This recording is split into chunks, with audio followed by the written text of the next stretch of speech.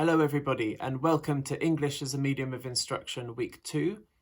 I'll just go through some of the interesting themes that have come up this week, but I'd like to begin by thanking you for participating, for staying with the course, and lots of interesting comments have come out that again show that we're engaging with a lot of wisdom in the field. You know, people are coming in, bringing their views and experiences and bringing ideas to life, which is what the MOOC is really about.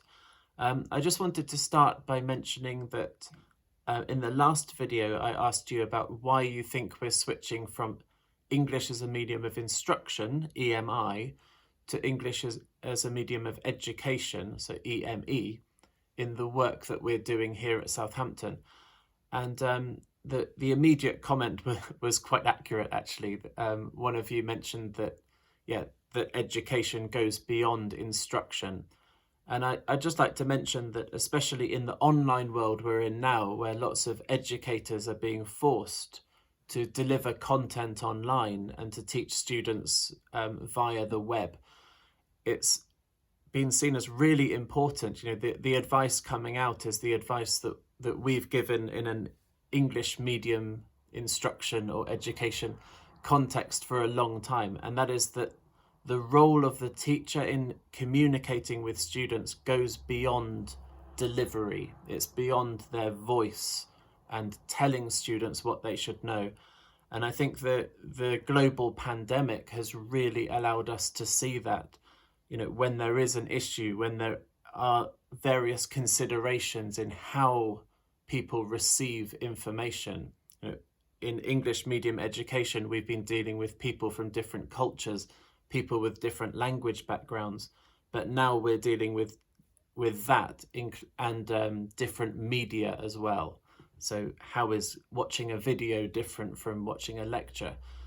And you know, the information coming out has been very much simplify. You know, one of you mentioned, you know, look at your timing.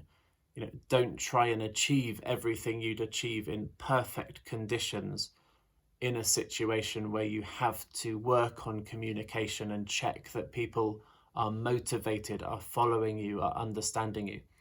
So I think that's a really important area, that education, so English medium education, involves the web. It involves supporting people beyond the classroom. We've got lots of different channels of information that students can receive, ways that they can discuss things beyond and in the classroom, and different people that they can interact with. For example, you could have, you know, a forum with other students. You could have a forum beyond the classroom with a range of different people, or different channels of communication with you as the educator that allows students to engage with the content. So this is the key thing. And also within education, we'd mention assessment.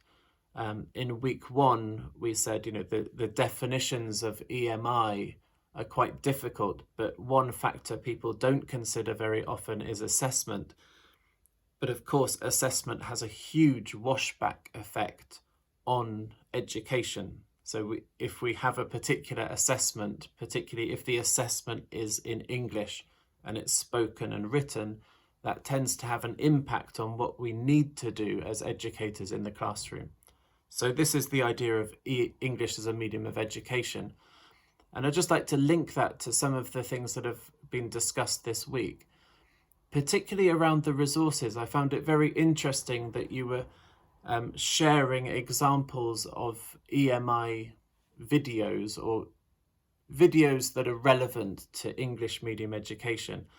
And one of the comments, we had a couple of comments that were sort of different ends of a scale, but one comment was, I never watch TED Talks because it makes me feel inadequate. And the other person said, you know, I watch TED Talks to improve my language, my delivery, and my understanding of how to teach. And I find that really interesting, but I would share the warning, not to such an extreme level maybe, but yeah, that you know, when you watch TED Talks and you think this is what a lecture should be like, you can pick up some good strategies, you can pick up some good characteristics of delivery, but it is very much focused on performance and one-way communication very often. There's little interaction with the audience compared to the number of options that you have in an educational setting. So what you can set for students as tasks, what you can get students to do in the room, and lots of higher education, well, education generally, lots of education settings put a real emphasis on this two-way engagement, or even multi-directional engagement. You know, teacher to student, student to teacher, students to students. And I think that's a really important area of awareness, that the skills you need to develop to be an effective English medium educator go beyond your language ability, your voice, and you also need these facilitation skills. You can compensate for what you don't know or what you can't deliver with a range of resources that we didn't have before. And just to mention, you know, we've had some very interesting views and some interesting ideas and resources shared, but there's a lot out there now. So if you were an educator 15 years ago, then the web would have been a limited resource for you, really. But now you can see so many examples of teachers within your field, or even famous academics within your field, and you can watch them, you can listen to them, you can listen to ideas that people have applied to educational settings, which you can listen to, you can adapt, you can adopt. And I think there are lots of advantages with all the pressures that come with educating through English in international settings. I think there are also a lot of advantages to being asked to do that in the current age, rather than a decade ago. So I don't want to keep you too long in this video, so I'd just like to say thank you very much for all your contributing to the course.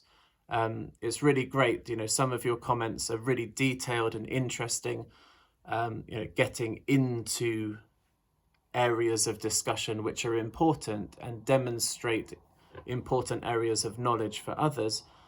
And others of you are, very quickly in one sentence capturing an idea or capturing a question that needs to be asked in relation to that field.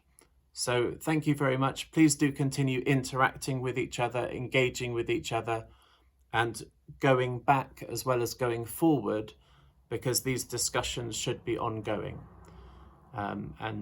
Areas of interest, you can post your comment, but of course what other people bring is very interesting, and we are very interested in what you're posting, because we're learning about different contexts and different ideas as we go forward.